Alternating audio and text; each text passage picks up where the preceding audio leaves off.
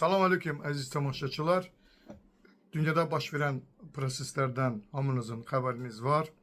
Bugünkü gündə gündəmdə məxsusən söhbət İrandan gedir və Ormuz boğazından gedir. Əlbəttə İranın bugünkü gündə qələbə çalması dünyada böyük gücləri heyrətə gətirmişdir və bəzi ölkələri də məyus etmişdir. Həmin ölkələri biz yaxşı bilirik, siyonistlərdir və Amerikada və onların müttəfiqləri məyus olublar ki, İran belə bir gücə malikdir və bu qələbəni qazandı. İndi Trump əlindən gələn edir ki, bu işi nəyəsə bir öz xeyrinə qutarsın. Hər tərəfdən demək olar ki, Trump gülünc vəziyyətdə qalır. Verdiyi gündəlik söhbətlər və vədlər bir-birinə əks olur və əlbəttə biz də Rusiyadan buna çox diqqətlə dinləyirik, baxırıq. Çox önəmlidir Rusiya üçün çünki Amerika apardığı mübarizə həm İranla, həm də Rusiya ilə, oradan Ukrayna ilə, burada da siyonistlərlədir.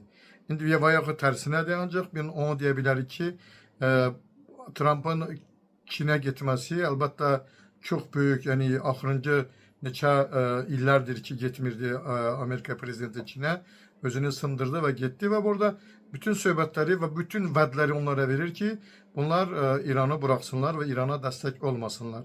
Mən o gözəl bilirəm, rəhmətli Xomeyni Rizvanullah buyurmuşdu ki, bütün dünya üstümüzə gəlsə biz onları biz üstünə çöktürərik. İran hər bir işi görəndə əlbəttə Allaha sığınır və Allah da kömək edir. Biz dəfələrlə Allahın köməklərini bu proseslərdə görmüşük. İndi hal-hazırda da ki biz indi Putinin Çinə getməsi əlbəttə bu heç də adi bir söhbət deyil. Buna elə-belə qiymət vermək olmaz. Putin Çinlə həm sərhəddir. Bunlar Avrasiya qitəsindədirlər, birdilər. İran, Çin və Rusiya və bunların birliyi əlbəttə qoymur ki, bu ölkələrin heç biri uduzsun və bunlar hökmən qalib gələcəklər. Apardığı yollar da düzgündür. Sonra da indi də Amerika onları Amerikaya dəvət edib, həm İranı, həm Çini, həm Rusiyanı. Yəni bütün nə istəyirlər sanksiyaları götürmək, hər cür vəd verilir ki, bu biabırçılıqdan canı qutarsın. Ancaq onu deyim ki, İran indiyə qədər tutduğu mövqedə düzgündür və qalibiyyət buna zəruridir və İranın bu zəruriyyəti dünya müsəlmanların qalibiyyətidir. Əhl-i-Beyt məktəbinin qalibiyyətidir.